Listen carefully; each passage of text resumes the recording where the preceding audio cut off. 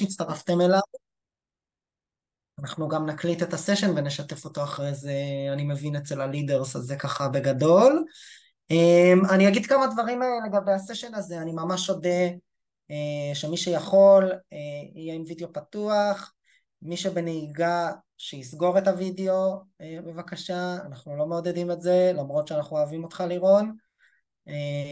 אז אם אפשר לסגור, אני אשמח. אני כן אגיד שההרצאה הזו היא זום עם כל התועלות שלה, זה אומר שאם אתם צריכים לעשות משהו תוך כדי, או לשים אותי ברקע בזמן שאתם מקשיבים, זה לגמרי בסדר.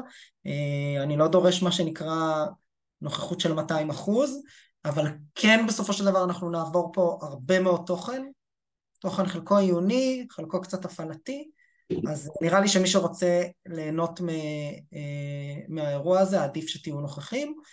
ההרצאה עצמה היא בערך 40 דקות, אחרי זה אנחנו נשאיר זמן לשאלות, יש טופס שאמור להופיע לכם בצ'אט, אתם יכולים למלא אותו ולשאול שם שאלות באופן אנונימי, אני לא יודע מי שאל, אז אתם יכולים לשאול מה שאתם רוצים, אני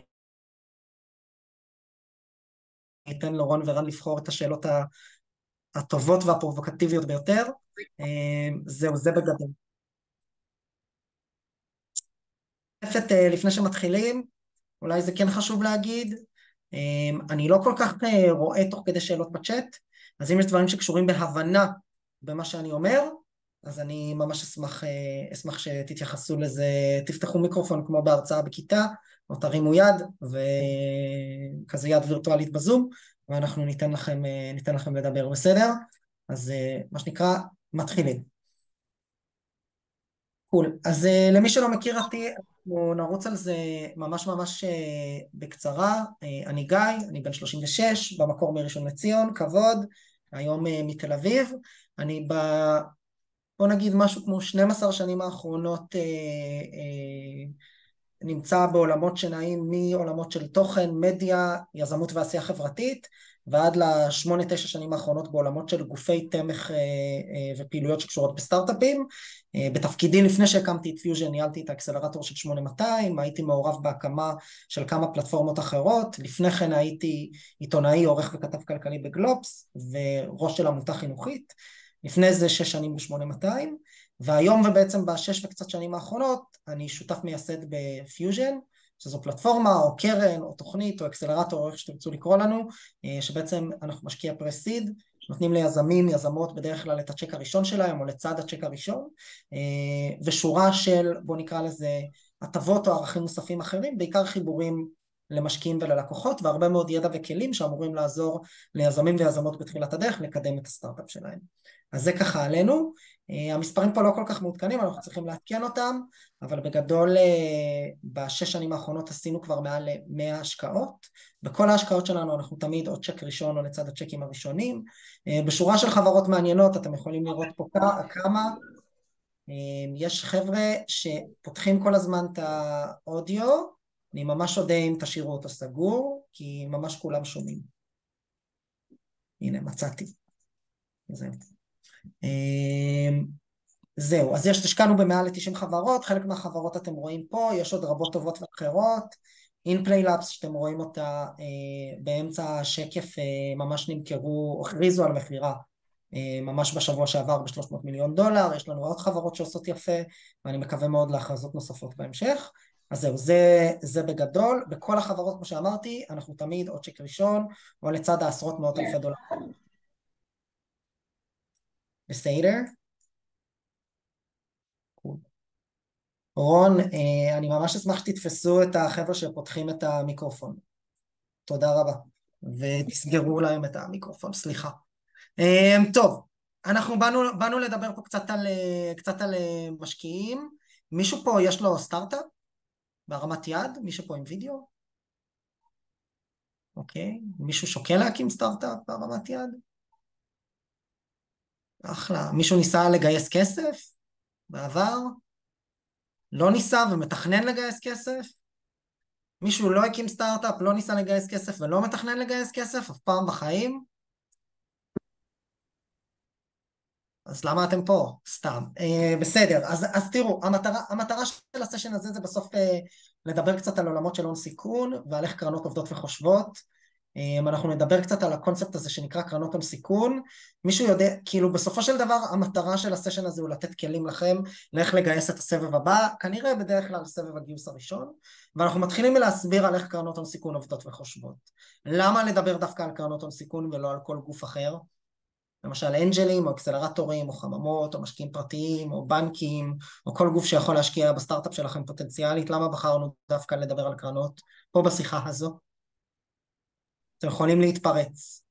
זה מה שרלוונטי אליך בסופו של דבר. זה מה שרלוונטי אליי, אוקיי. חצי. חצי. הם אלה שנותנים את הטון לשאר? הם אלה ש... נותנים את הטון ואת הכיוון לשאר. נכון, הם אלה שנותנים את הטון והכיוון, תשובה מעולה. בסופו של דבר אנחנו נדבר פה הרבה בסשן הזה קצת על תהליכים שהם יותר סובייקטיביים, אבל נדבר גם על מספרים. אז מה שחשוב להגיד זה למשל שכשמדברים על ירידה בהשקעות בהייטק, נכון, יש היום המון שיחות על זה ברוח המצב הפוליטי, אז בסופו של דבר מודדים את ההשקעות של הגופים האלה, שאנחנו תכף נסביר איך הם עובדים, שנקראים קרנות הון סיכון. היום כשמסתכלים על הכסף שזורם לסטארט-אפים בישראל, מעל ל-90% ממנו מגיע מהמכשיר הפיננסי הזה שנקרא קרן הון סיכון. אם תרצו, זה אפיק השקעה, בסדר? זה כמו להשקיע במדדים או בביטקוין או בדירה, אז יש אנשים שמשקיעים בקרנות הון סיכון, והקרנות האלה מזרימות היום את רוב הכסף לתעשיית הסטארט-אפים הישראלית. וזה אומר שגם אני היום כאקסלרטור ומשקיע פרסיד, וגם האנג'לים והחממות שאתם פוגשים, אם אתם משקיעים יזמים בתחילת הדרך, בעצם מסתכלים על מה שהקרנות עושות. זה נראה לי נורא פשוט ואינטואיטיבי. זה אומר שאם אתם רוצים לגייס כסף ממישהו, גם לא מקרן, חשוב שתבינו איך קרנות עובדות, כי בסופו של דבר, כמו שנאמר, הן נותנות את הטון. אז אנחנו רוצים להבין איך הקרנות האלה עובדות. צירפתי פה בשקף לוגוים רנדומליים, אין לשקף הזה הרבה משמעות חוץ מלהסביר שבסוף יש גופים כאלה שנקראים קרנות, ובסוף כשאנחנו יזמים ויזמות שמגיעים לגייס כסף, אז אני חושב, וזה נושן שאני נתקל בו הרבה, אגב, זה מצגת שאנחנו מעבירים ליזמים שלנו בפיוז'ן אחרי שהשקענו בהם, אז חשוב שתדעו שלמרות שזה בייסיק, מה שנקרא, רוב היזמים לא יודעים את זה, והתפיסה שלנו לגבי משקיעי הון סיכון היא מה שנקרא מאוד shallow, מאוד שטחית, בסדר? אנחנו מסתכלים עליהם כגופים שיש להם הרבה כסף, יש שם אנשים בתוך קרנות ההון סיכון שאנחנו נפגוש, נכון? נעשה להם פיץ', הם מנהלים הרבה כסף, נעשה להם פיץ', הם יבינו את הפיץ' שלנו, ואז מה הם יעשו אחרי שהם יבינו את הפיץ'? יכתבו צ'ק. יכתבו צ'ק, תודה רבה. בר. אז הם יכתבו צ'ק, והסיפור המרכזי הוא שזה לא באמת המצב, בסדר? הסיפור הוא כמובן מורכב הרבה יותר, והתמונה היא הרבה יותר רחבה והרבה יותר דינמית. אז בואו נדבר קצת על מה זה קרנות הון סיכון. אם יש שקף, שוב, אנחנו נשלח את המצגת, נשלח את ההקלטה, אבל אם יש שקף שהייתי רוצה שתבינו את הג'יסט שלו, כאילו את הקטע, זה השקף הזה בגדול, בסדר? אתם לא צריכים לזכור אותו בעל פה, אבל להבין את כוונת המשורר. וכמו שאמרתי, משקיעי הון סיכון זה נכס פיננסי, ומנהלי קרנות הון סיכון, אותם שותפים שאתם באים אליהם ופוגשים במיטאפ הקרוב לביתכם, או פה בוובינר, או בסרונה, בסדר? הם בסופו של דבר יזמים, רק רובם, רק שבמקום שיש להם סטארט-אפ, מה יש להם?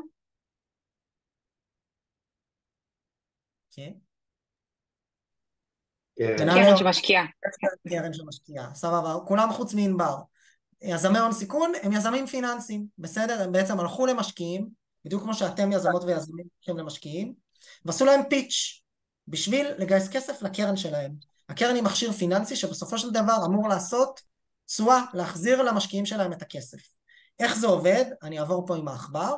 השותפים שאותם אתם בדרך כלל פוגשים בפגישות, נקראים Managing Partners, או General Partners, או Venture Partners, או כל דבר שהוא חלק מה-GP, השותפות המנהלת של הקרן, והם הולכים ועושים פיץ' ל-LPs, Limited Partners, זה הקיצור, שווה שתזכרו את הביטויים האלה, אתם תתקלו בהם כשאתם הולכים לגייס כסף ומדברים עם מנהלי קרנות הון סיכון, ובעצם עושים להם פיץ'.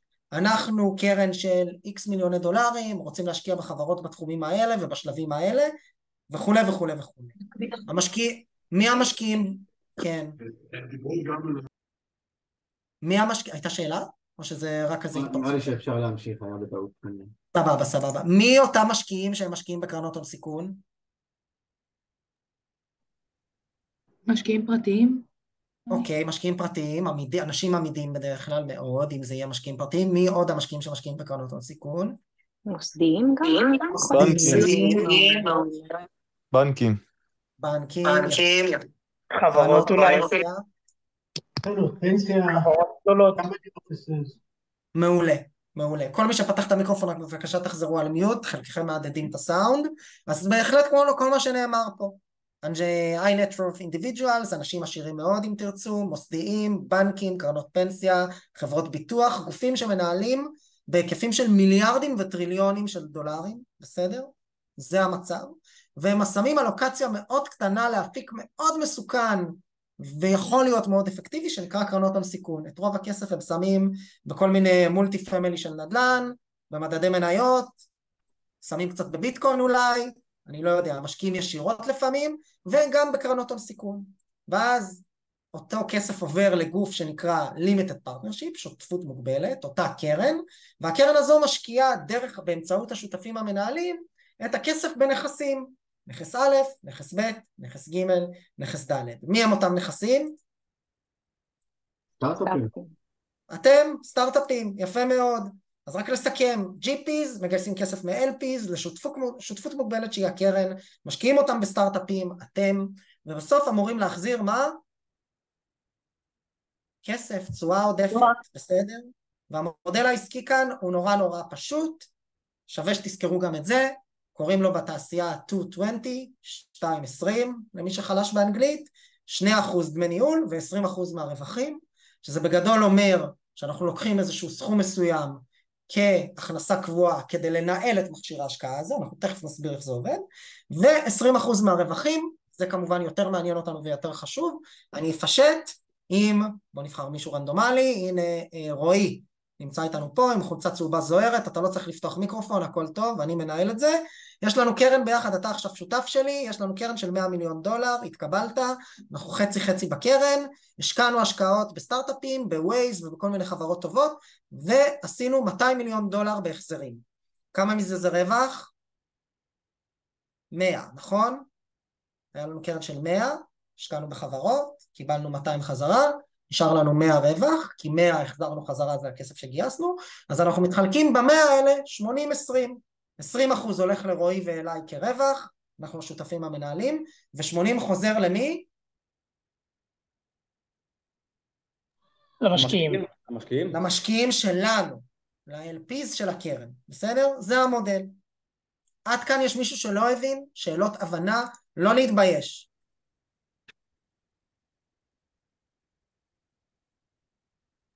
עוד פעם, אני אשמח שתחדד את זה, רק עוד פעם. בכיף, רק תשים על מיוט, כי אצלך ספציפית, הסאונד קופץ החוצה. נהדר. אז אני אעשה את זה שוב. כל המשקיעי הון סיכון שאתם פוגשים שמנהלים קרנות הון סיכון, הם מנהלים נכס פיננסי משפטי, הם הלכו ועשו פיץ' למשקיעים אחרים, המשקיעים האלה נקראים LPs, הם גייסו מהם כסף, למשל לדוגמה, זו דוגמה היפותטית, $100 מיליון.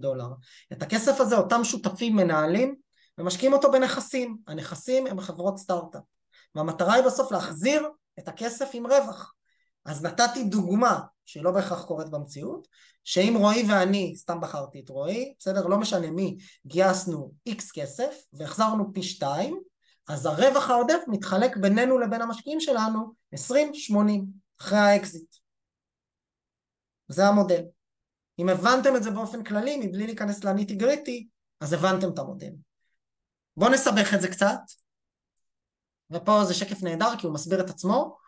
לכל קרן, מה שאתם צריכים לדעת, יש לה investment period. מה זה investment period של קרן הון סיכון? זה די מסביר את עצמו, אבל בכל זאת. משלב ההשקעה עד האקזיט. לא. כמה זמן יש לקרן להשקיע את הכסף שבעצם? נכון. זה ממש מצגת קלה, זה לא מה שאתם רגילים אליו מהתיכון, שזה תשובות מתחכמות.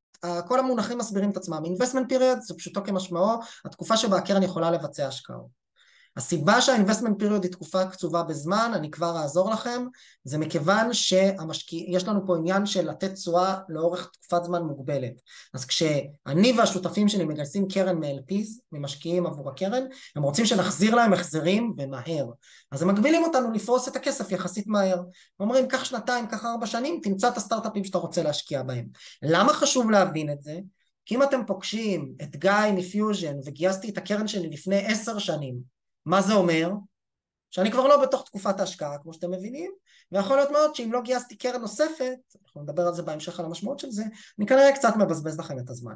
אז בהקשר הזה מאוד מאוד חשוב לשים לב, כשאתם פוגשים משקיעי הון סיכון, האם הקרן שלהם, וזה גם לגיטימי לשאול איזה קרן אתם, האם אתם בתוך תקופת ההשקעה, איך נראה מודל ההשקעה שלכם, לשאול שאלות הבהרה, כדי להבין כמובן בצורה מנומסת ולא פולשנית, מה עומד מולכם, בסדר? לכל קרן יש מנדט, אני אוהב לדבר על זה הרבה. הייתה פה שאלה? כן, כן. מה האינטרס שלהם לדבר איתי אם הם לא באינבסטמנט פיריוד?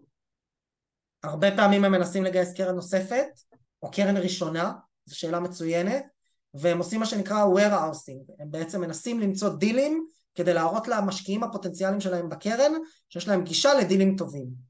זה מצב מאוד מסוכן עבורך כיזמת, וזה קורה הרבה, זה קרה ליזמים שלנו, וזה קורה הרבה גם ליזמים אחרים, כי בעצם אין להם כסף אקטיבי לפרוס, אין קרן אמיתית, וצריך מאוד להבין, ברגע שאתם פוגשים מישהו שנמצא בתהליכי גיוס קרן, ואומר לכם אולי וכן ואני מקווה, יש הרבה סיכויים שאם הוא לא סגר סגירה ראשונה לקרן שלו, הוא בעצם לא הצליח לסגור את הראונד שלו עצמו, יכול להיות מאוד שאתם משמשים ככלי שרת, בתוך הליך פנימי של משקיע הון סיכון. אפרופו הסודות של מאחורי הקלעים. זה בדיוק מה שסטארט-אפים עושים מול VCs. אני לא שומע RST, כל פעם שאתה פותח אתה מהדהד את האודיו, תנמיך לעצמך את הסאונד. תנמיך את הסאונד אצלך ואז תפתח ותשאל. אז אני אשאל בינתיים. יש דרך לזהות את זה, חוץ מלשאול את הנציגים? לשאול אותו ask around. אין דרך אחרת. ולקוות שהם אומרים לכם את האמת. עכשיו זה יותר טוב? כן. אני אומר, זה פחות או יותר כמו שסטארט-אפים עושים מול VCs, שגם מציגים... נכון, נכון, ואתם צריכים לזכור שגם למשקיעים יש אינטרסים, ונכון, שאלה טובה, השאלה שנשאלה. למשקיעים יש גם מנדט, מנדט זה אומר, כשאנחנו עשינו פיץ' למשקיעים שלנו, ל-LPs שלנו, בעצם באנו אליהם עם מצגת, הצגנו במצגת מי אנחנו, למה אנחנו המשקיעים המתאימים לקבל את הכסף שלהם, איזה גישה לסטארט-אפים יש לנו, איזה דילים אנחנו עושים להם, warehousing, אמרנו את הביטוי הזה מקודם, זה ביטוי למתקדמים, דילים שאנחנו מסתכלים עליהם ומשקיעים בהם עכשיו, ושוקלים לגלגל אולי לתוך הקרן וכו' וכו' וכו'. המנדט הוא מאוד מאוד חשוב לכם כיזמות ויזמים, כדי להבין, למשל, שיש לנו התחייבות מול המשקיעים שלנו, בדיוק כמו שאתם עשיתם פיץ' על אפליקציה לדייטינג, בסדר? ואז גייסתם $1,000,000, ופתאום אתם בונים תוכנת HR, לא מתאים, נכון? לא על זה גייסתם. אז חשוב מאוד להבין שכשאתם פונים למשקיע, למשל, גלילות קפיטל, קרן סייבר סקיוריטי, בסדר, B2B וכדומה, כנראה שאם יש לכם מיזם בעולמות האונליין, direct to consumer, אופנה, האם זה רלוונטי לפגוש אותם? לא, אני אענה לבד, בסדר, התשובה היא לא מוחלט, וגם לא לפידבק, בסדר? אתם כנראה מבזבזים את זמנכם ואת זמנם, כי הסיכוי שהם בכלל ראו מספיק מיזמים בתחום שלכם כדי לתת לכם פידבק רלטיבי למה קורה בשוק, הוא מאוד מאוד נמוך, אין להם המון הבנה, והסיכוי שהם ישקיעו הוא באמת, מישהו פה בא מעולמות של סטטיסטיקה ומתמטיקה, הוא באמת שואף לאפס, זאת אומרת, זה הכוונה, זה לא figure of speech, כאילו כנראה שיש להם מספר השקעות מאוד מוגבל לעשות בקרן, ואתם באמת חבל לחלות את זמנכם. מסקנה, איך יודעים את זה? לשאול, לקרוא באתר, לברר עם יזמים שהשקיעו בהם, to ask around, זו תעשייה יחסית קטנה, ולהבין מה המנדט של המשקיע שאתם פוגשים, בסדר? שאלה, גיא. כן. יש קרנות שהם המשקיעים עצמם בתוך הקרנות? יש קרנות שבהם חלק מה-GPs הם גם LPs ולהפך, אני לא רוצה להיכנס לזה, אבל בגדול כן. אוקיי, תודה. בכיף. המנדט כולל בתוכו עוד דבר שמאוד לגיטימי שתשאלו, ורצוי גם שוב לברר את זה לפני הפגישה הראשונה עם הקרן, שזה מה התחומים, מה השלבים, ואיך נראית עסקה. בסדר? אנחנו משקיעי פרסיד, אנחנו משקיעים צ'ק של $100,000-200,000, אנחנו משקיעים בדרך כלל $500,000, אנחנו משקיעים בדרך כלל 1,000,000 עד 2, אנחנו משקיעים בשלבי A רק שיש לכם כבר $100,000 של הכנסות, לגיטימי לברר את זה קודם כדי לדעת למי לא לפנות, ולגיטימי אם אתם לא יודעים או לא ברור לכם בדיוק הסוויט ספוט, אבל אתם יודעים שהם early stage pre-seed seed, לשאול בערך, בסדר? שמחו מאוד לתת כמה מילים על עצמם. גיא, מה הסבירות VCs שמשקיעים ב-A או ב-Seed, יראו לנכון פתאום להשקיע גם בפרסיד או early stage? מאוד מאוד נמוך.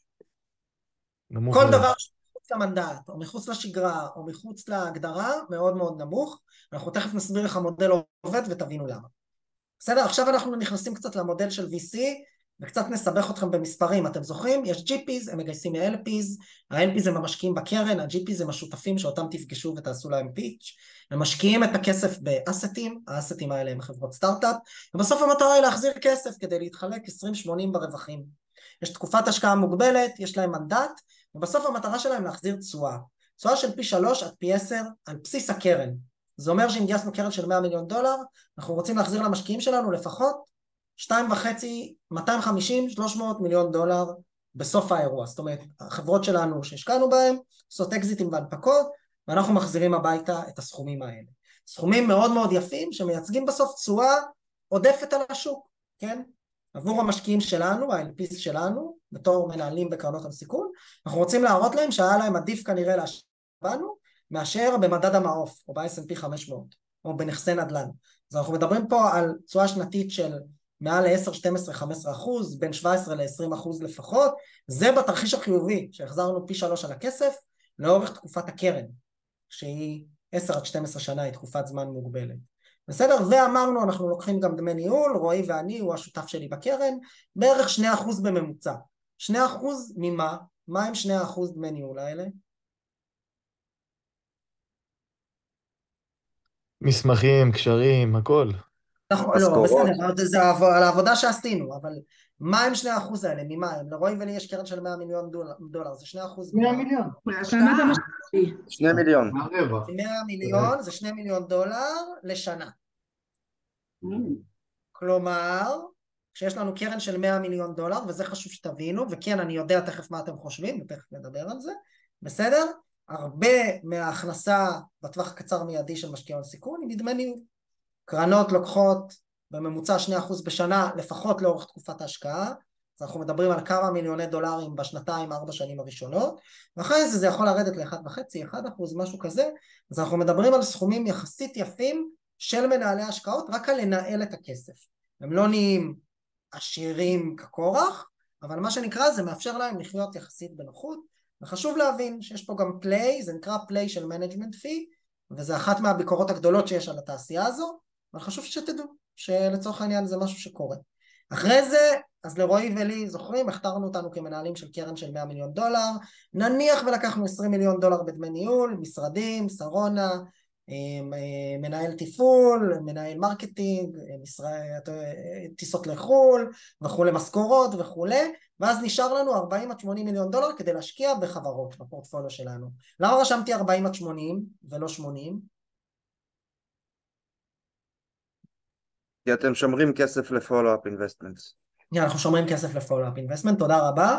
אנחנו בעצם מה שאנחנו רוצים לעשות בהון סיכון זה להמר במרכאות על X חברות, לצורך העניין בוא נגיד 10 עד 20 חברות חדשות שנשקיע בהן, רועי ואני, ואז לראות מי מהם תצלחנה, כי סטטיסטית רובן לא, ובהן אנחנו נרצה להשקיע עוד, כי הם תמשכנה לגייס עוד כסף בסיבובים הבאים, ושם אנחנו רוצים לשים עוד כסף כדי לשמור על שיעור החזקות יחסית משמעותי בחברה, כדי שבמעמד האקזיט נראה יותר כסף הביתה.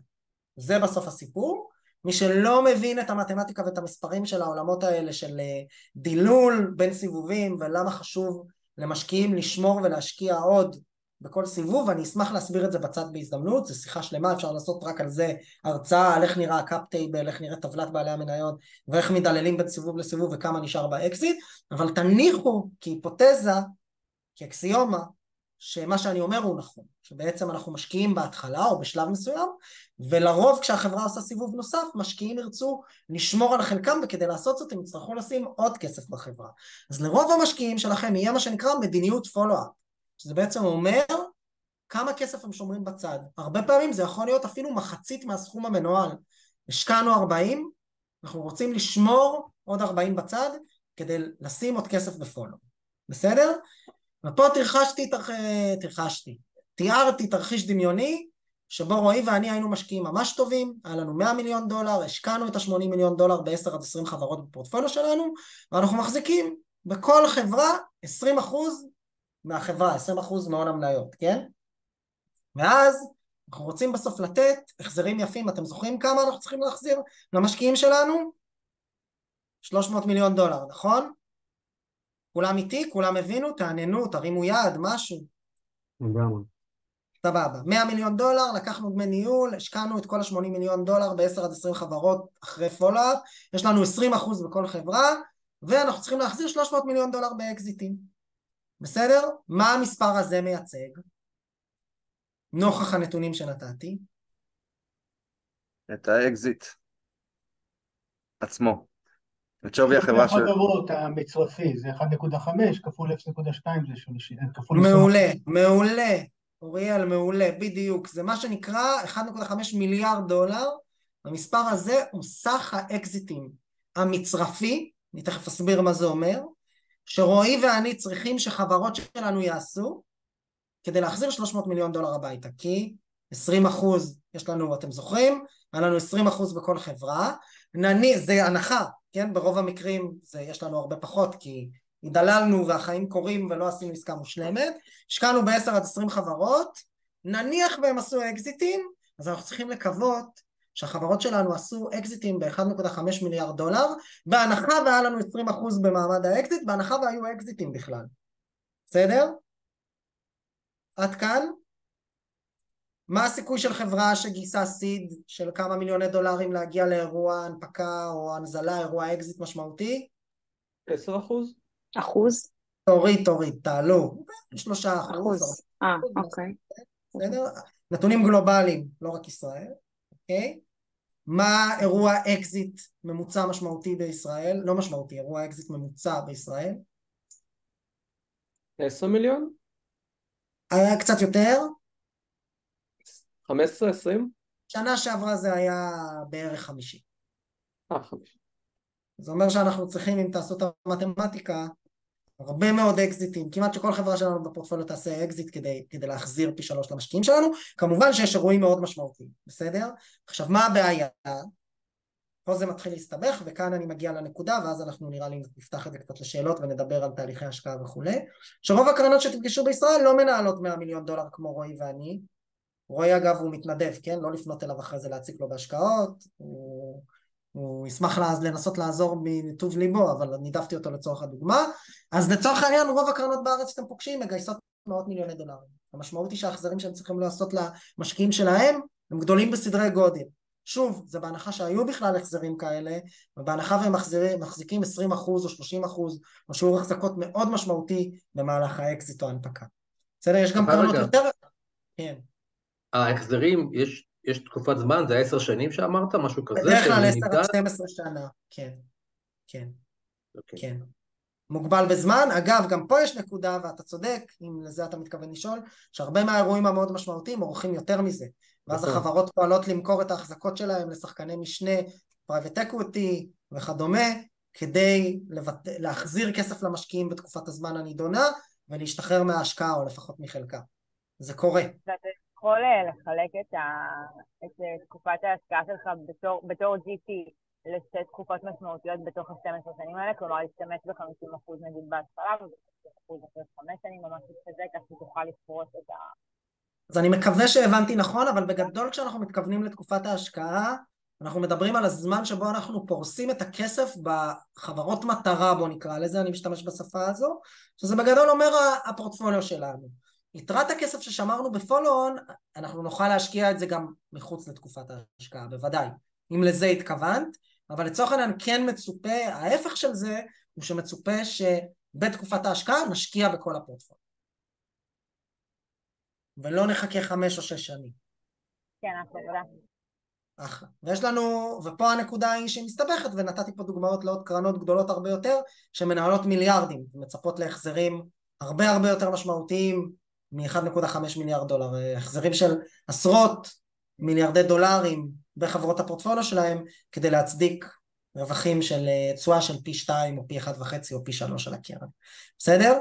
בעיה נוספת היא שבצד האקזיטים, ודיברנו על זה קצת, מעבר לזה שהאקזיט הממוצע, ואני מדבר על השנתיים האחרונות, הוא 50 מיליון דולר וכדומה, בעבר הוא היה עשרות מיליוני דולרים בודדים, 10, 20, 30, זרקו פה מספרים, וגם אם עשינו אקזיט מטורף, בסדר? החברה שלנו נרכשה במיליארד דולר, ואנחנו מחזיקים 20-30%, אז הרבה פעמים אנחנו לא מחזירים את כל הקרן שלנו, אם היא קרן של 200-300 מיליון דולר, אנחנו צריכים יותר מעסקה אחת כזו. בקיצור, הפרספציה של משקיעי הון סיכון היא קצת אחרת. היא לאסוף את כל הנתונים שקשורים בפיץ' נכון, שאתם לומדים עליו, אם אתם בתוך תוכנית, או קראתם בגוגל, או אתם בונים חברה, או דיברתם עם אנשים, אבל היא בסוף לקבל תמונה מנטלית של מה שאתם רואים כאן. האם הצוות שאני רואה מולי יכול להיות חברה שתחזיר לי את הפנד, בסדר? תחזיר לי את הקרן. כי בדרך כלל, בסיפור של קרנות הון סיכון, יש לנו power law, חוק המספרים הקטנים בו נקרא לזה, שאומר שיש לנו חברה אחת שתחזיר לנו את כל הקרן ואת רוב ההחזרים, פחות או יותר 70-80% מההחזרים, יגיעו מפחות מ7% מהפורטפוליו, שזה בערך חברה אחת או 1.5, וכל שאר החברות יעזרו לנו למלא את החסר. בניגוד לתפיסה האינטואיטיבית שלנו, שאנחנו משקיעי הון סיכון, נעשה 10-20 השקעות, והשקעה אחת תחזיר פי 2, אחת פי 3, אחת פי 5, וככה נאסוף לנו לאט לאט החזרים. המציאות היא כמעט תמיד אופציה ב'. חשוב שתדעו. חוק פרטו. כן, אני חושב שזה פעם. אבל הבנו אחד השני. אוריאל, כן. נניח שהיה אקזיט בשנה השישית בהיקף משמעותי, כן? נתייחס כן. חלק מהכסף חוזר למשקיעים, או שהוא נכנס להשקעות, סבב נוסף של השקעות? אז זה מאוד מאוד תלוי. בגדול, אני אענה על זה, ואז אני אגיד שבגדול אני פחות רוצה להיכנס, כי זה אני תגריתי ממש של הון סיכון, אבל בוא נגיד שאם אני מנהל סתם, נפשט את זה, $10 מיליון בקרן, זה מה שאוריאל שאל, ואז אחרי 6 שנים החזרתי באקזיטים $20 מיליון, אבל אני עדיין בתקופת הקרן. אז השאלה אם אני יכול לקחת חלק מהכסף עוד כולו ולמחזר אותו, להשקיע אותו שוב בתוך הקרן בהשקעות נוספות, או שאני מחויב להחזיר אותו למשקיעים שלי ל-LPs. התשובה היא שזה תלוי במדיניות הקרן. רוב הקרנות יכולות למחזר חלק מסכום ההשקעה, כתלות בזמן שעבר וכמה כסף וכדומה. אבל אני לא רוצה להיכנס כרגע למפתח כאילו של כמה החזרת מסכום הכסף שמאפשר לך להחזיר. בגדול אפשר למחזר. אם הבנתי אותך נכון, אוריאל, נראה לי שהבנתי אותך נכון. בגדול, מגניב. עוד שאלות? השארנו לנו פה בכוונה, עשינו בריף קצר, ואני משאיר את זה פתוח שאלות. תגיד, מה המשמעות של קרן שמובילה את הסיבוב? קרן שמובילה את הסיבוב, זה בסוף ביטוי מאוד יפה למישהו שאומר לך, ראשון כן, משקיע מוביל. זה אומר, אני אלעד, מה הסטארט-אפ שלך עושה במשפט? סתם לצורך הדוגמה, משפט. סייבר. אני סטארט-אפ בתחום הסייבר, אני אלעד מעולם הסייבר, אנחנו נעשה וויז רק הרבה יותר טוב, יותר מהר ויותר חזק, תשקיעו בנו, אנחנו מגייסים $1 מיליון. הרבה פעמים יזמים מוסיפים את הטעות, לפי שווי של 4, תכף נדבר על למה זו טעות, בסדר?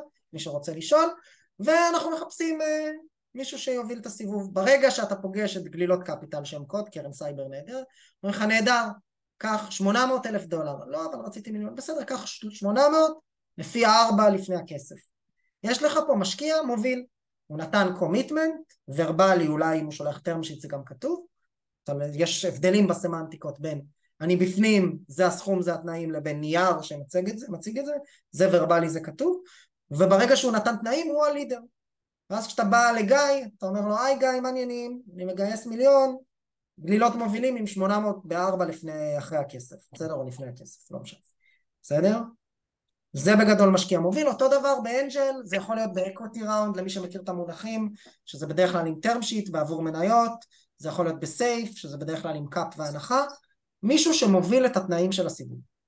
זה יכול להיות, הוא לא חייב לשים את רוב הסכום, בסיבובי סייף או בסיבובי פרסיט של כמה $100,000, זה יכול להיות הראשון שנותן לכם $100,000 בסייף עם קאפ והנחה מוגדרים, ושיש לו, סליחה על הביטוי, את הביציות או הביצים, להיכנס פנימה ולהגיד, זה התנאים, אני בפנים, תביא עוד אנשים. אין קרנות שהן בהגדרה הם יותר לידרים, וקרנות שהן מעדיפות להיות... יש קרנות שאוהבות יותר להוביל, כי להוביל כשאנחנו מדברים על קרן ולא על אנג'לים וחממות וכל מיני סבבים של $100,000 וסייפים וזה, אז נכנס עוד עניינים של governance. אני לא רוצה להיכנס לפרטים הקטנים, אבל בגדול הקרן כנראה תבקש מושב בדירקטוריון, תבקש מכתב צד שמאפשר לה להשקיע בהמשך, דיברנו על זה שהיא רוצה זה, היא תבקש וטו על כל מיני החלטות, היא פתאום נכנסת כמיני שותף קטן שמביא הרבה כסף לתוך החברה, ואז ההבדל בין המוביל למצטרפים הוא הרבה פעמים דברים שחלק מהמצטרפים לא מקבלים, למשל מושב בדירקטוריון, או שיעורי החזקה יותר גדולים, כי הם שמים יותר כסף, ואז מעל לשיעורי החזקה מסוימים, נגיד מעל ל5% בחברה, יש לי זכויות וטו על ההחלטה למכור, שהפאנד הוא למכור מניות, סתם. בדרך כלל הליד הוא יהיה המשקיע הגדול יותר גם? הוא לא חייב. בסיבובי פרסיד אני לא חושב שהוא חייב. בעיניי, הראשון שנותן לכם תנאים, הוא סוג של, אם תיקחו אותם, הוא סוג של לידר, כן? וזה מכתיב את התנאים לשאר, נכון? בדרך כלל הם מתיישרים לפי התנאים שלו. כן, בגדול, אם התנאים מקובלים עליכם, כן. ואולי זה קצת שאלה כללית, ואולי לא כזה ברורה, אבל מה זה סדר גודל סביר של שיעורי החזקה בסבב פרסיד? נהדר. אז נהדר, שאלה מדהימה. קרנות רוצות להחזיק, אני אשלח לכם אחרי זה טבלה, תלכו, תסתכלו, קארטה, CARTA. זו חברה שנותנת שירותים לקרנות ולסטארט-אפים, לניהול קאפ טייבל וניהול אדמין של קרנות. הם מנהלים היום מאות קרנות בכל העולם, הם מוציאים דוחות מדהימים של איך הנתונים שהם אוספים נראים. אבל בגדול, אחרי שראיתם את המצגת שלי, ואם הבנתם את האסנס, אתם מבינים שקרנות בעצם בסוף לא עובדות לשם שמיים, הן עובדות כדי להחזיר כסף למשקיעים שלהם, ל-LPs, ובשביל זה הם צריכים שיעור החזקות סביר בסטארט-אפ, כדי שבזמן אירוע הנפקה או אקזיט, הם יוכלו להחזיר כסף הביתה לבעלי המניות שלהם.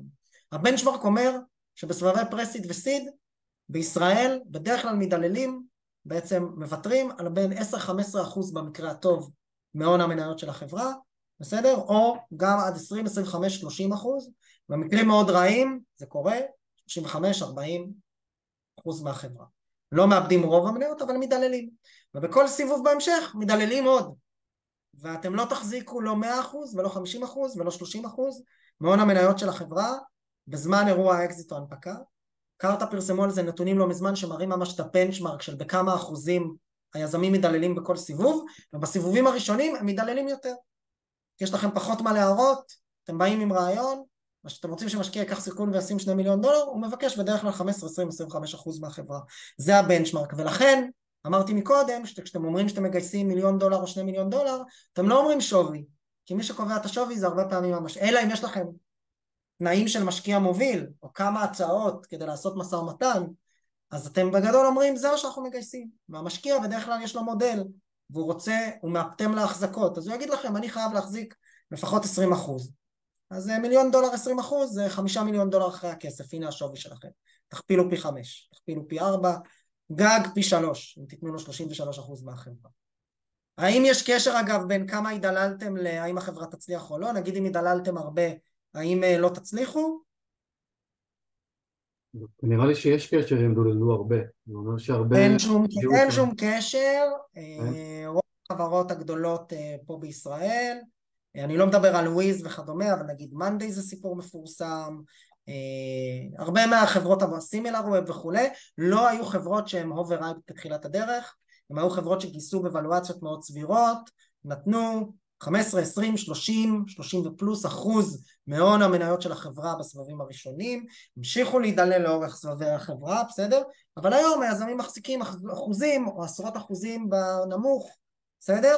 מחברה ששווה $1 מיליארד או 2 מיליארד או 14 מיליארד, וזה שווה יותר מ-50 או 70% מ-0 או מחברה ששווה 4 מיליון ולא 2, כי פתמתם במשא ומתן סתם. אין לזה, חשוב לי... אין לך מה לתת, אין לך מה להציע. מה? אם אתה מגיע, אם אתה צריך עוד ראונד, אז אין לך מאיפה לתת, אין לך מה להציע למשקיע הבא. לא שיש, ככה זה עובד. מדללים בכל סיבוב, אבל בכל סיבוב השווי של החברה, אם אתם עובדים יפה, ונכון, אמור לעלות פי 2 או פי 4, ואז מתמטית, אז אולי עכשיו יש לך 100%, אבל יכול להיות שבזמן האקזיט יהיה לך 6%, אבל מחברה ששווה $1 מיליארד, זה הרבה כסף. זה הרבה כסף.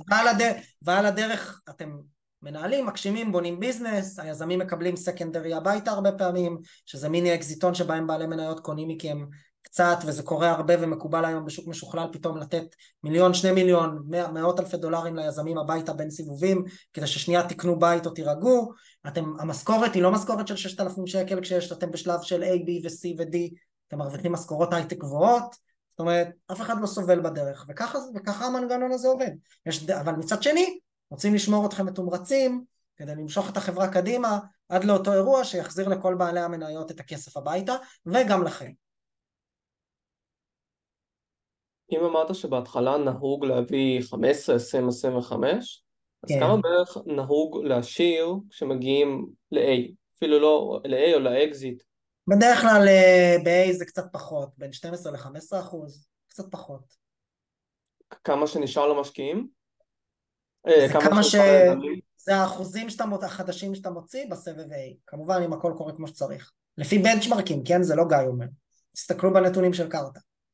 אז נגיד היה איזה 3 יזמים שהקימו סטארט-אפ, אז לקראת... 33%, התדללת ב-20, תעשה 33 כפול 0.8, ואז כפול 0.85. אגב, זה כולם מדוללים, גם המשקיעים הראשונים מדוללים. בוודאי, המשקיעים הראשונים הם לא שמים את הפרורטה שלהם. חושבים שזה רק יורד מהיזמים, לא. לא, בגלל זה... כולם, מכל העוגה. כולם, אבל המשקיעים הקודמים שואפים, מי שיכול ומותר לו לשים את הפרורטה שלהם, מה שנקרא.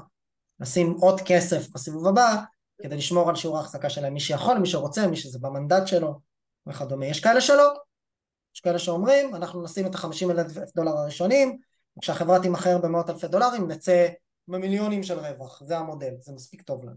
עד כמה משקיעים מתערבים או רוצים לראות שיש מספיק ליזמים, כי בעצם היזמים, אלה שפעילים בחברה, אני מתערב. משקיע מתוחכם מאוד רוצה לראות שיש מספיק ליזמים. אז מה מקובלות פה?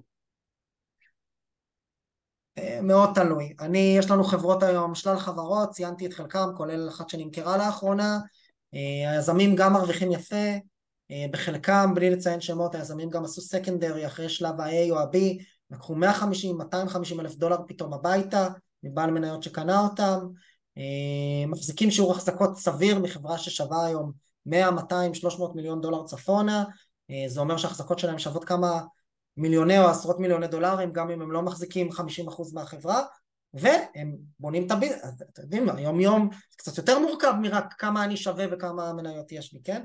הם מגשימים את עצמם, הם מנהלים, הם בונים את הסטארט-אפ שלהם, הם בונים את החלום שלהם, ויש להם גזר מאוד מתוק בקצה, שבו הם יכולים גם לעשות סכום מאוד משמעותיים, וכאשר החברה תלך למכירה או הנפקה. משקיעים היום בשוק ההון, רגע אילן, רק להגיד, וזו נקודה חשובה, משקיעים היום בעולמות ההון סיכון, משקיעים מקצועיים, מבינים את זה, אף אחד לא, מה שנקרא, הסיפור הזה של יזמים זה גם מאוד רואים את זה אצל ישראלים, ובעיקר אצל ישראלים מול יזמים אמריקאים, אנחנו בסוף פה מדינה מזרח תיכונית, יש איזה מה, נסים לדפוק אותי, אני לא אתן לו, הוא ביקש 12, אני מבקש 7, זה לא עובד ככה בעולמות ההון סיכון, יש מודל, בסדר? את אף אחד לא מעניין שלמדתם לסחור ולא לצאת פריירים מול רוכלים בתאילנד, בסדר? משקיע הון סיכון אמריקאי בוודאי, אבל גם ישראלי רואה 1,000 עד 2,000 עסקאות בשנה, תמיד יש עסקה טובה בצד של מישהו שמוכן לתת שווי שהוא מתאים למודל, ורוב המשקיעים החכמים מבינים שעדיף לשמור על המודל מאשר לקחת עסקה יקרה מדי, בסדר? כי בסוף הם צריכים להחזיר את הכסף למשקיעים שלהם, ועל זה הם ימדדו, ולכן אני מציע מאוד שאם אתם יודעים כמה כסף אתם צריכים, ומישהו מוכן לתת לכם את זה בדילול סביר, תיקחו את הכסף ולכו לעבוד, מה שנקרא. גיא, שאלה. סליחה. ברגע שיש דילול, זה מתבצע שווה בשווה בין כל השותפים? בין כל בעלי המניות הקיימים של החברה, כולל המשקיעים הקודמים שהיו איתכם בסבב הקודם, כן.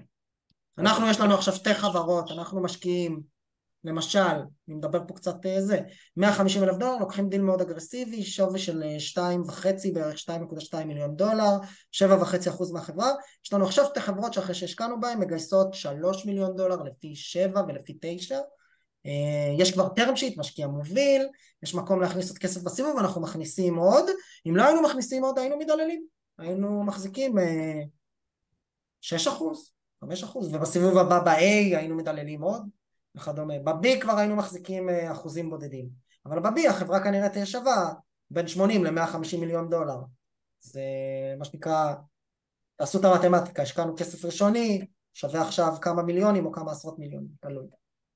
אין בעיה, זאת אומרת, אם אני בחברה לדוגמה, סליחה אילן, שאם בדוגמה בחברה יש לי 50% ולשותף השני 30%, הדילול שווה בשווה בין שתינו. הדילול הוא שווה בשווה, תכפיל 50 ב-0.8 ו-20 ב-0.8, כן. כן, כמובן. טוב, בסדר, תודה. דילול היחסי. כן, כן, יחסי. למה הדילול משפיע גם על משקיעים קודמים? אם משקיע שם 10%, אז נשאר לו 10%, לא? לא, מה פתאום? מה קיבלנו מתנה, אנחנו צריכים, החברה עשתה סיבוב, היא מנפיקה מניות חדשות, הבעלי מניות החדשים, בסדר, מקבלים עוד אחוזים מהחברה, וזה אומר שכל בעלי המניות הקודמים, אני, אתה וענבר, מחזיקים שליש, מישהו בא, לקח עוד 20%, כולנו נדלל ב-20% משיעור החזקתנו, 33 כפול 0.666, בסדר? וזה יהיה שיעור החזקתנו המשותף, כששאר המשקיעים יקבלו 33% באחד, אם אמרתי נכון. סליחה, 15%. עד כמה אתם מתערבים, במיוחד שמשקיעים בפרסיד או סיד, כמה מתערבים במבנה הקאפ טייבל בין היזמים, בכמה איזופ הם יקצו, כל מיני דברים מהסוג הזה? אנחנו לא מתערבים, זה תלוי במשקיע. גיא, אני חושב שנמשיך אולי בזה. אתה רוצה לשאול את השאלות שזה? לא, סיימנו את המצגת? כן, אני פתחתי את זה לשאלות. לא, חשבתי שיש לנו עוד חלק אחרון. גיא, הייתי שמח אולי שתדבר קצת יותר על early stage והשלבים הממש מוקדמים. לדוגמה, אני זוכר, אני הייתי עכשיו בכנס האחרון שהייתי מפרומית, המנכ"ל של פנטרה, ממש דיבר איך לצמוח מלמטה. מה, זו שאלה נורא כללית, מה השאלה בעצם? מאוד כללית. התנהלות בין חברי הצוות, מה נכון להראות, נהלי עבודה אולי מסוימים. אני לא רוצה לתת נהלי עבודה, נראה לי שיש איזשהו false perception שאנחנו יודעים לנהל חברות יותר טוב מיזמים, אנחנו לא. אני ממליץ מאוד כדי לא להיכנס לחפירה של 45 דקות עכשיו, שפשוט תחפשו מי שרוצה להבין מה משקיעים מחפשים, ואיך נראה בדיוק הפרספשן של משקיע אחרי שדיברנו קצת על ה-high level והמבנה, זה מאמר שנקרא The Ladder of Proof, סולם ההוכחה, של הקרן NFX, תרשמו NFX האותיות, Ladder of Proof, ותגיעו למאמר, תקראו אותו ותבינו תחת איזה קטגוריות משקיעים מסתכלים עליכם כשאתם פוגשים אותם לראשון.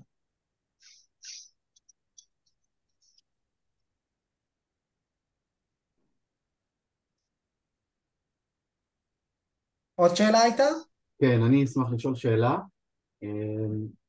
טיפה אישית, כביכול כן, אבל באמת בקרן שלכם, סתם להבין ככה את הראש מאחורה של למה ללכת לכיוון של פריסיד, מאיזה אזור זה בא, מה השיקולים גם מאחורה.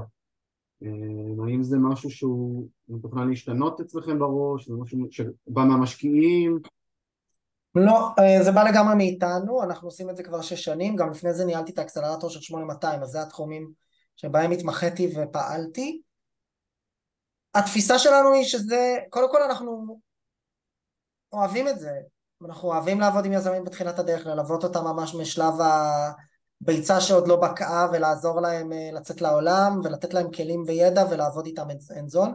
אז אחד זה הפשן שלנו. 2, יש לנו טענה, אפרופו הפיץ שלנו למשקיעים שלנו, ששוק המימון הישראלי היום יודע לתת מימון בצוותים ובתחומים מאוד מסוימים, מה שנקרא במילים יותר פשוטות, קרנות הון סיכון מחפשות הרבה פעמים, היה פה סייבר, אז יזמים בעולמות של סייבר, ורטיקלים מאוד מסוימים, יזמים עם רקורד מאוד מסוים, יוצאי יחידות טכנולוגיות, יזמים סדרתיים, ויש בעצם פער מימוני מאוד קשוח, ליזמים שעוד לא עשו אקזיט בעבר, שפועלים בתחומים אחרים. אנחנו רוצים לגשר על הפער הזה, ולתת להם את הצ'ק הראשון, ולעזור להם באמצעות כלים וידע שאנחנו עוטפים סביבם, בעצם לשפר את הסיכויים שלהם להצליח ולהגיע למצב שבו הם כבר eligible לגייס את אותו הכסף. אז אם אתה שואל על התזה העמוקה שלנו, ככה אנחנו רואים את העולם.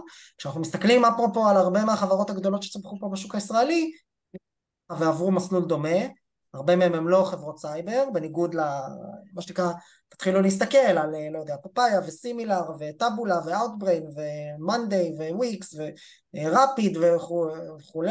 אז באמת יש לנו וויז וכדומה, אבל הרבה מהחברות טרופי קמפניס שלנו הם וורביט ויוטפו, אני יכול להמשיך הלאה והלאה והלאה, מון אקטיב וכו', הם חברות שהן לא חברות סייבר.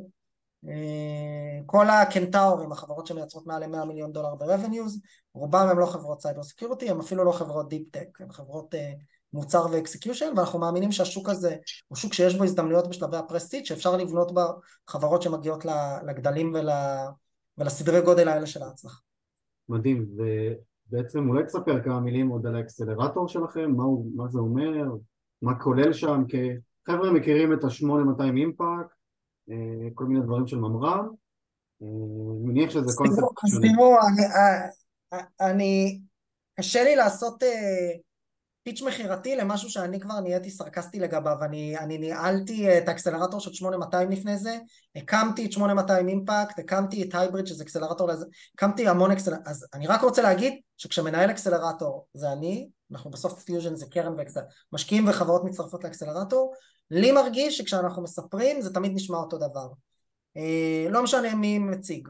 יכולתם להחליף פה מנהל אקסלרטור אחר, הוא היה אומר אותו דבר. אנחנו נותנים תמיכה ועוזרים ומנטורשיפ וחיבורים וכו'.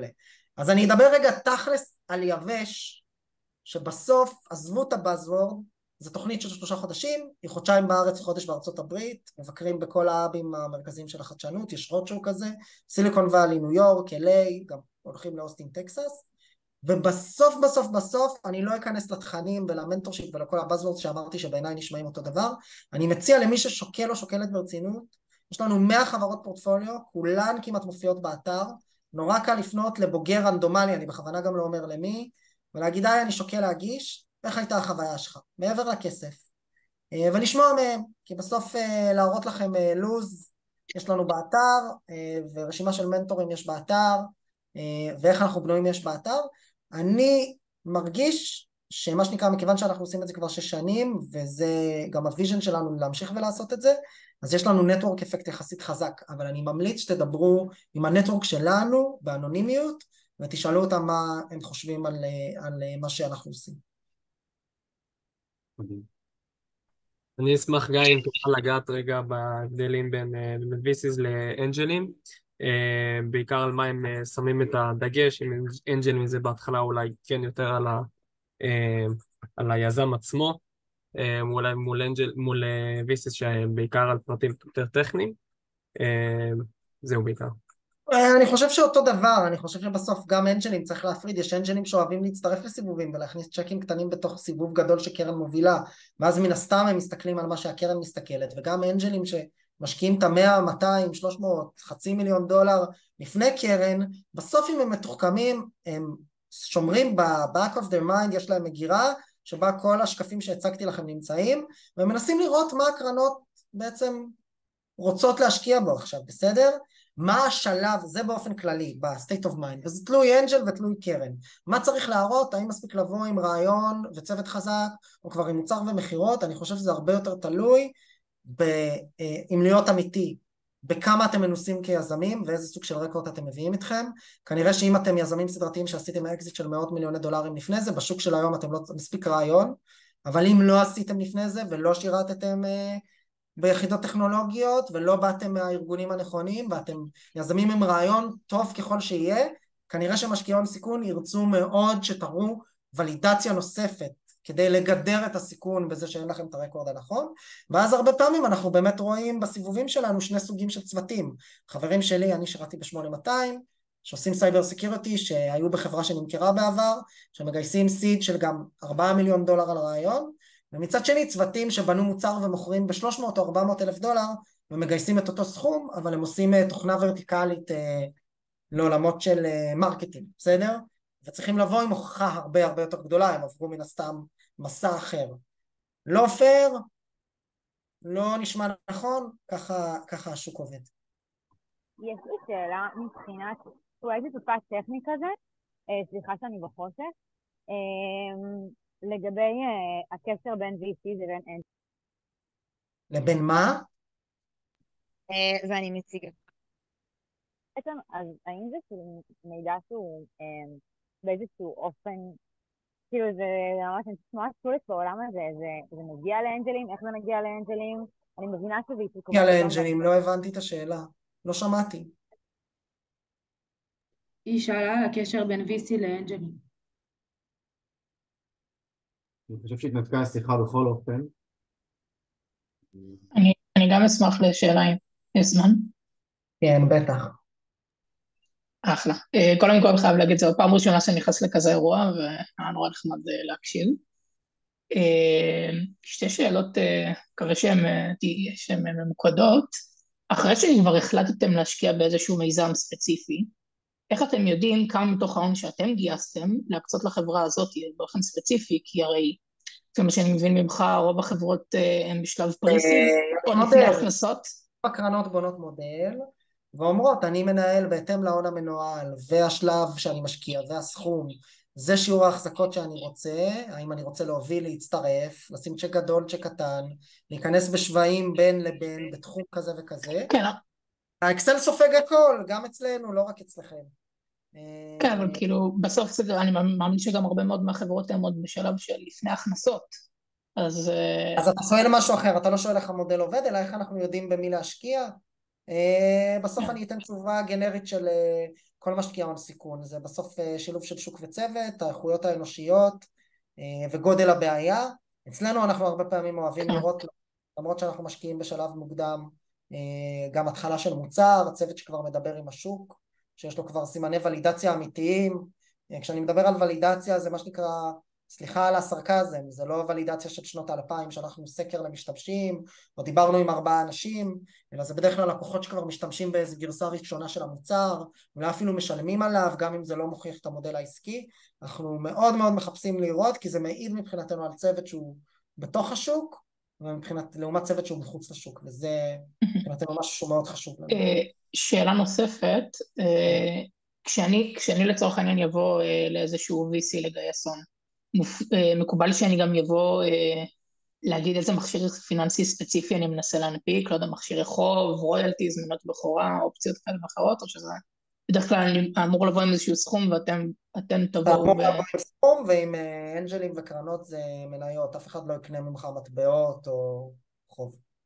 אלא אם זה קרן חוב, ואז הם כנראה ירצו לראות חברה שמייצרת, שיש לה מודל שמתאים לקרן חוב. טוב, תודה.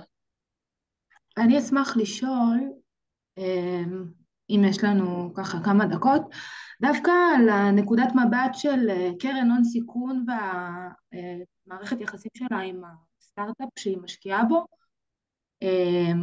ואיך זה עובד מבחינת השקעות וכספים, כאילו אם נגיד עכשיו הגעתי, השקיעו בי $8 מיליון, סתם זורקת מספרים, אז בשלב הבא יש לי אפשרות להחזיר את הכסף, או שהמסלול מחייב הנפקה או אקזיט, כאילו מהבחינה... אז תראו, אז צריך להבין שבסוף משקיעי הון סיכון רוצים לעשות החזרים ולעשות החזרים מהר. זה אומר שהרבה פעמים אני אגיד בהפוך על הפוך מה שאת שואלת, אני נגיד רואה הרבה פעמים חברות שמוכרות בכמה מאות אלפי שקלים פה בארץ.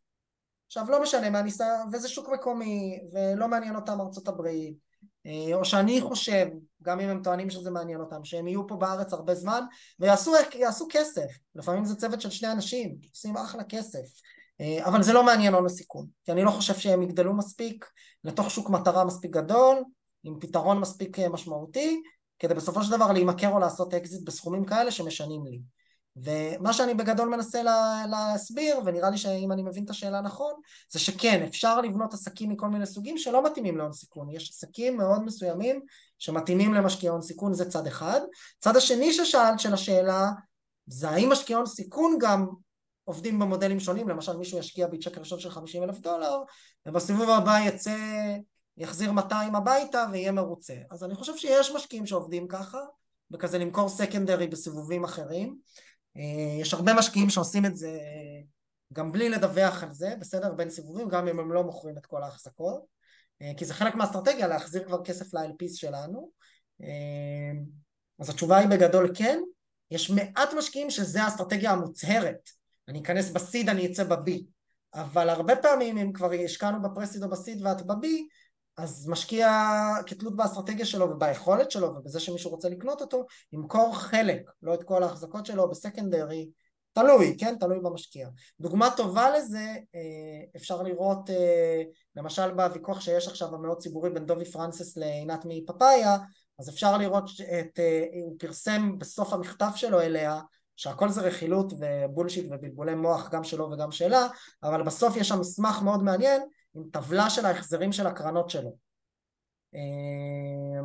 וממש אפשר לראות שהוא יודע, לפחות בקרנות הראשונות ממש רואים את זה, שהוא כבר החזיר הרבה מהסכום שהוא גייס למשקיעים שלו, וניתן להעריך שהוא עשה את זה מכיוון שאפשר לדעת מחברות המטרה שלו, חברות כמו טריפ אקשנס וסנביט, ואיך קוראים להם, וטיפלתי וכדומה, שזה חברות שעוד לא ייצרו אירועי הנפקה, או אירועי אקזיט, בסדר, אנחנו יודעים מהחברות האלה, נקסט אינשורנס, הוא מדבר עליהם, פאפאיה, אלה לא חברות שנמכרו, ועם זאת הוא ייצר החזרים, אז ניתן להסיק, מבלי לדעת באיזה סיבוב הוא מכר את המניות שלו, שהוא כנראה מכר בסקנדרי את חלקם.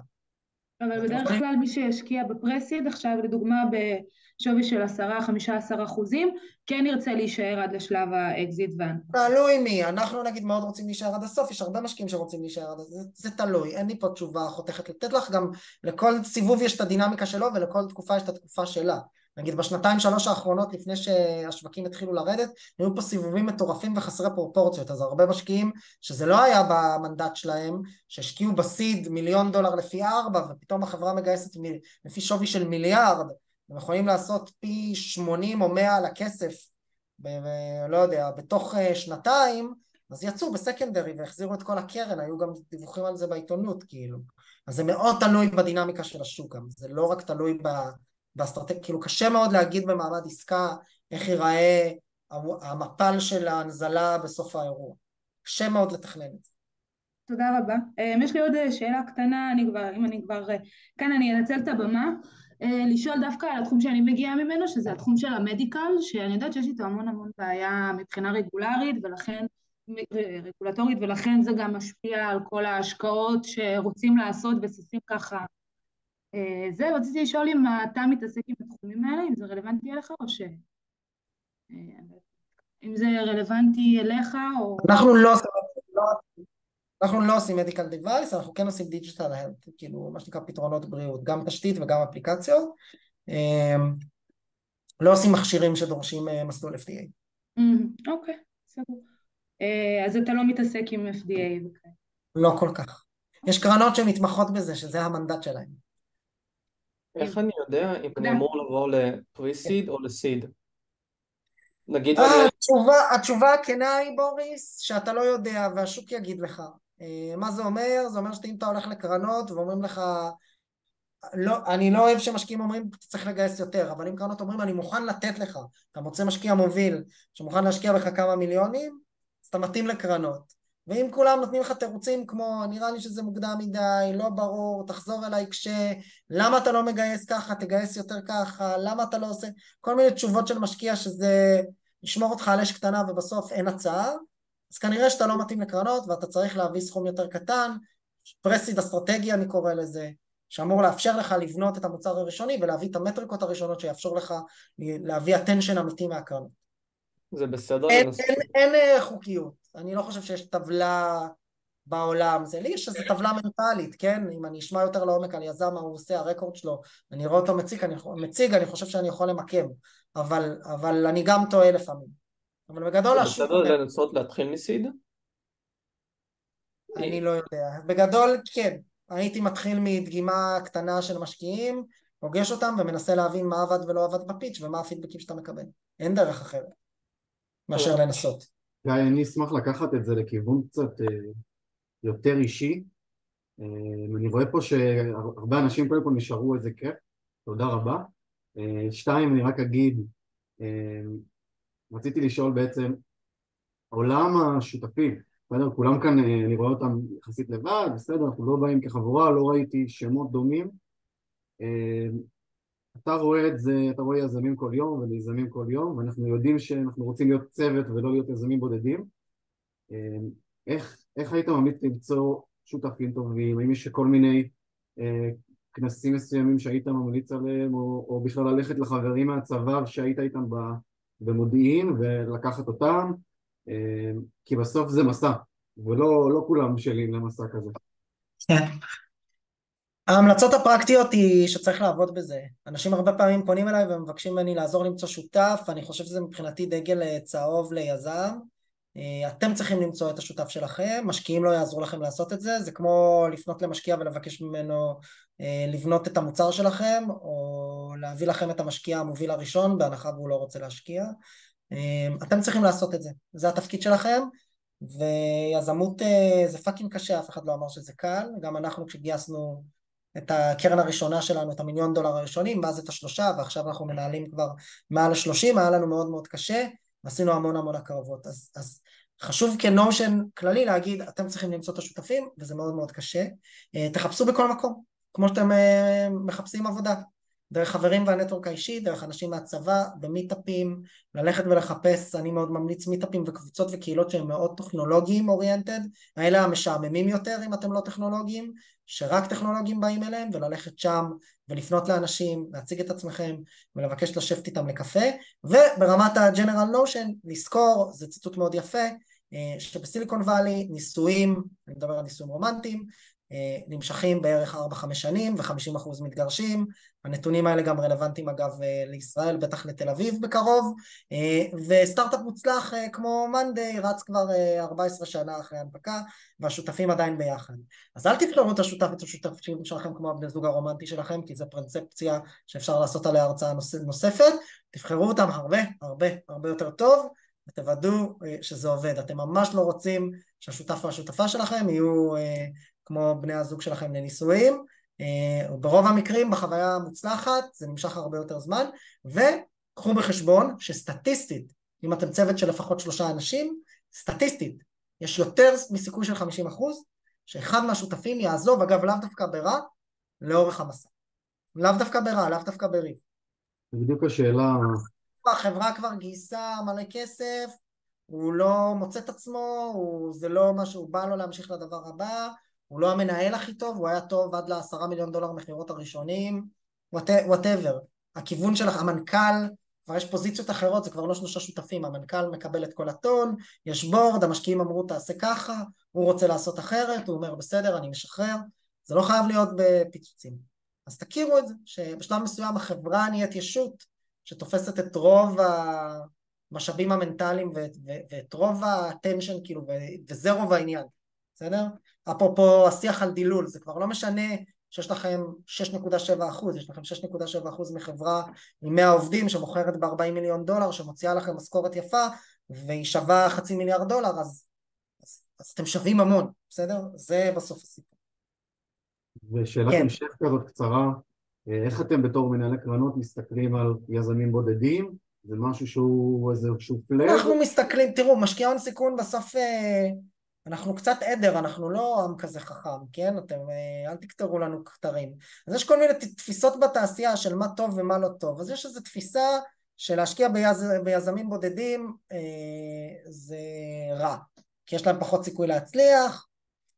יש הרבה חברות גדולות שנבנו על ידי יזמים בודדים, או על יזמים שמה שנקרא היזם המוביל היה עיקר בעל המניות בהם, מרק צוקרברג ופייסבוק סתם כדוגמה שכולנו מכירים, יש דוגמאות כאלה גם מהשוק הישראלי, בסדר, שבהם יש יזם אחד שהוא בעל מניות דומיננטי, וזה בסדר.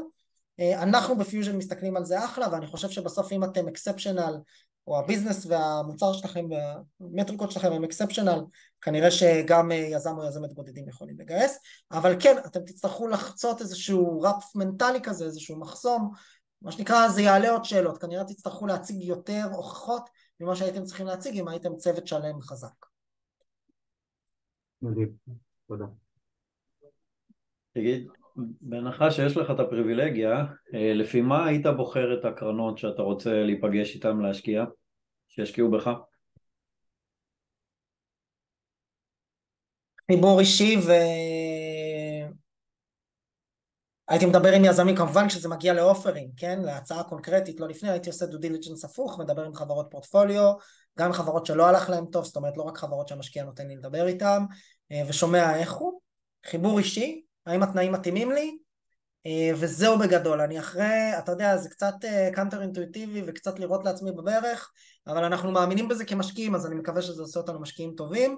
אנחנו לא עושים את החברה, אתם עושים את החברה, ואני הרבה פעמים יזמים באים אליי, אני רוצה משקיע טיר 1, רק סקויה, רק אנדריסן, אלה אמרו לי שהם ייתנו לי ערך מוסף, פיוז'ן אמרו שהם יעזרו לי, אני בכוונה צוחק עלינו, בולשיט, אנחנו יכולים לעזור ולעשות הרבה, אבל בסוף אתם קמים בבוקר ועובדים כל יום על החברה שלכם, בסדר?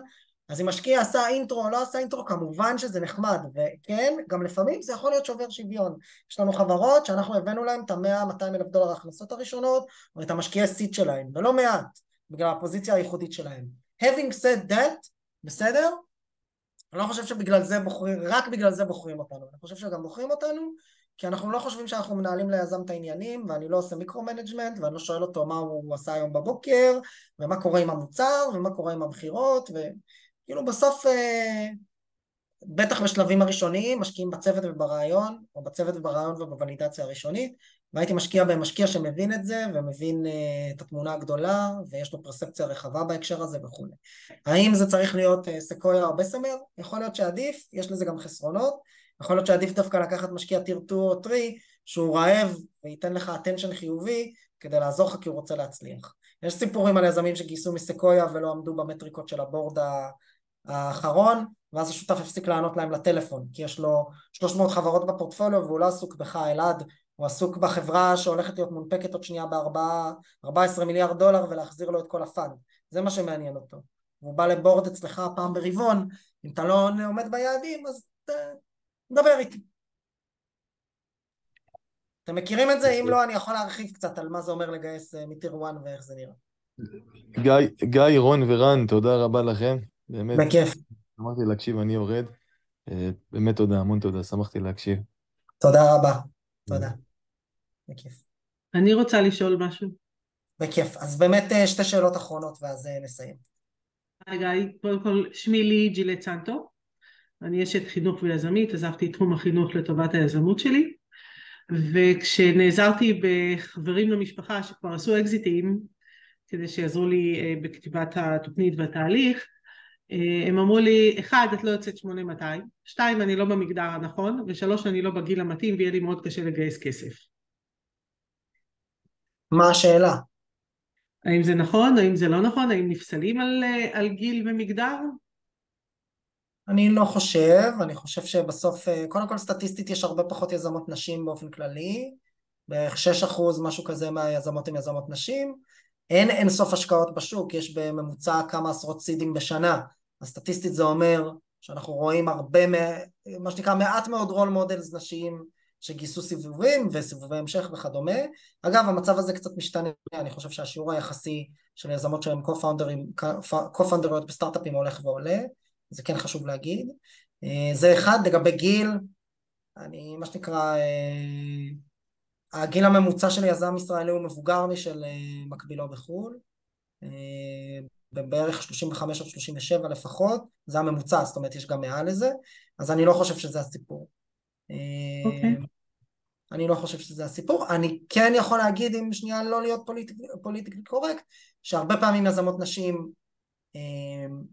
לפחות מהחוויה שלנו, והשקענו כבר במעל ל-30, אז קצת קשה להאשים אותי בבייס, אנחנו כנראה המשקיעים הכי פעילים באזור הזה בשוק.